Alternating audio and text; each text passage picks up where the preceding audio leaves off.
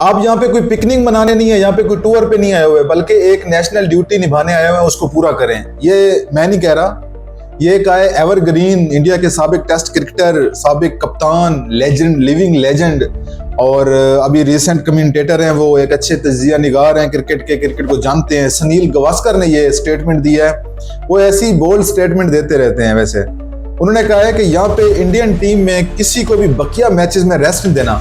अब किसी को भी रेस्ट नहीं देने का मतलब उसका सिर्फ और सिर्फ बुमराह हो सकता है। उसकी एक रीजन है कि बुमराह को जब हमने बॉर्डर गावस्कर ट्रॉफी में देखा था कि वो लाइव मैच के दौरान ही अनफिट हो गए थे और बाहर चले गए थे, और नतीजा उसका ये निकला था कि वो ट्रॉफी इंडिया हार गया था।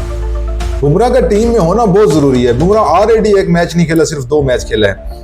बुमराह अगर मैच नहीं खेलता, उसको 1 में या 2 में रेस्ट दिया जाता है, तो इंडिया ये भूल जाए कि ये सीरीज जीत सकेगा। ऑलरेडी इस सीरीज में 5 मैच की सीरीज में इंग्लैंड को 2-1 की बढ़तरी पहले ही हासिल है। 1 मैच इंडिया जीता है और 2 इंग्लैंड जीत चुका है। याद रहे कि जो इंडिया की अभी टीम है बॉलिंग डिपार्टमेंट में, अगर मैं कहूँ कि 60% उसकी जो जीत रेशो है, जीत का जो ग्राफ है, वो बुमराह पे डिपेंड करता है। तो ये गलत ना होगा, क्योंकि बुमराह विकेट्स लेता है, वो एक विकेट टेकर बॉलर है, उसका एक इम्पैक्ट भी होता है, एक अच्छा बॉलर है, वो इन स्विंग यार्कर मारता है और विकेट्स लेता है। बुमराह ने अभी तक जो सीरीज हुई है उसमें 2 मैच खेले हैं इंग्लैंड के खिलाफ। उसने टोटल 2 मैच में 97 ओवर करे हैं और 97 ओवर में उसने 12 विकेट्स लिए हैं।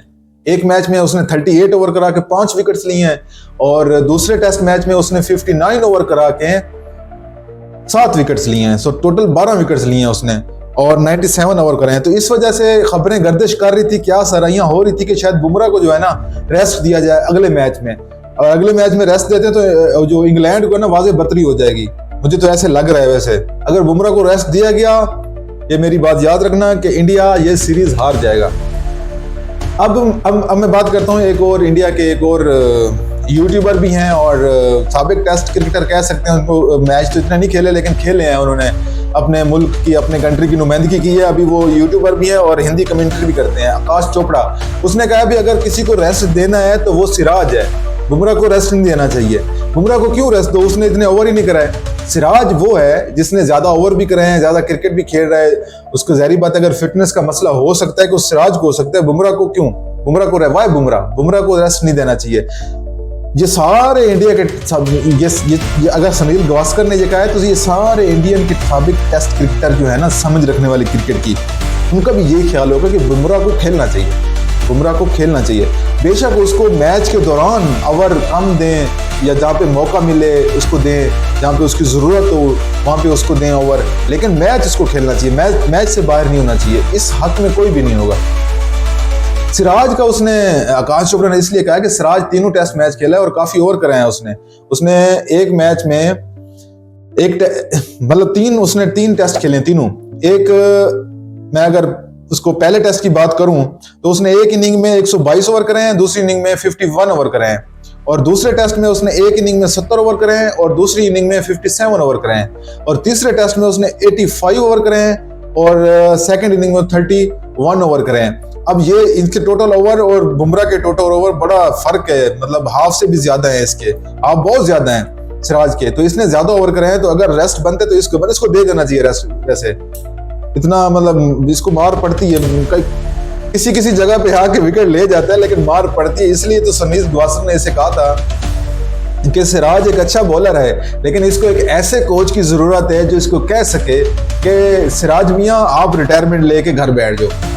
और कुछ नादान क्रिकेटर, कुछ नादान लोग, तजिया निगार, मैं उनको नादान ही कहूंगा, जो मोहम्मद सिराज को लेके वसीम अकरम के साथ कंपैरिजन करते हैं। अब बंदा ख्वाब में भी मोहम्मद सिराज को और वसीम अकरम को आपस में कंपैरिजन सोचे ना। भाई वो किंग ऑफ स्विंग है, वो नेचुरल, उसकी विकेट्स देखें, उसके रिकॉर्ड्स देखें, उसकी बॉलिंग देखें आप। मुझे नहीं लगता कि सिराज अपने पूरे कैरियर में भी वसीम अकरम के आसपास भी भटक सके। वसीम अकरम तो दूर की बात, वकार जुनैद, शोएब अख्तर के आसपास भी ये नहीं भटक सकता। इसका इतना वो बॉलिंग स्ट्रेंथ नहीं है, इसकी स्ट्रेंथ नहीं है, इसकी इतनी स्विंग नहीं है, बस थोड़ी पेस है और विकेट्स ले जाता है, मतलब विकेट टेकर कह सकते हैं, लेकिन इसको मार बहुत पड़ती है।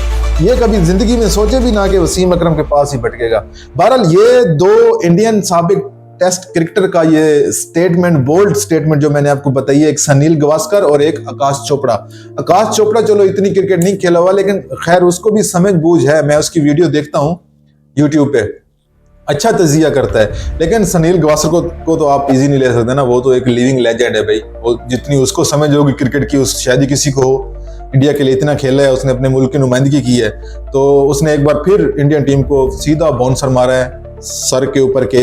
खबरदार अगर किसी ने रेस्ट के बारे में सोचा, और खसूसन बिलखसूस बुमराह के बारे में, बुमराह सोचे ना कि उसको अगला टेस्ट ना खिलाया जाए, रेस्ट दिया जाए। आप यहाँ पे नेशनल ड्यूटी करनी है, नेशनल ड्यूटी करो, बंदे बन के इंडिया को मैच जितवाओ ताकि ये सीरीज जीतो। अब ये चौथा टेस्ट मैच इंडिया और इंग्लैंड का जो होना है, ये बुध वाले दिन 23 जुलाई को, 23 जुलाई 2025 को ये चौथा टेस्ट स्टार्ट होना है मैनचेस्टर में। मैनचेस्टर की पिच ऐसी पिच है कि वहाँ पे बुमराह को खेलना चाहिए, लाजमी खेलना चाहिए।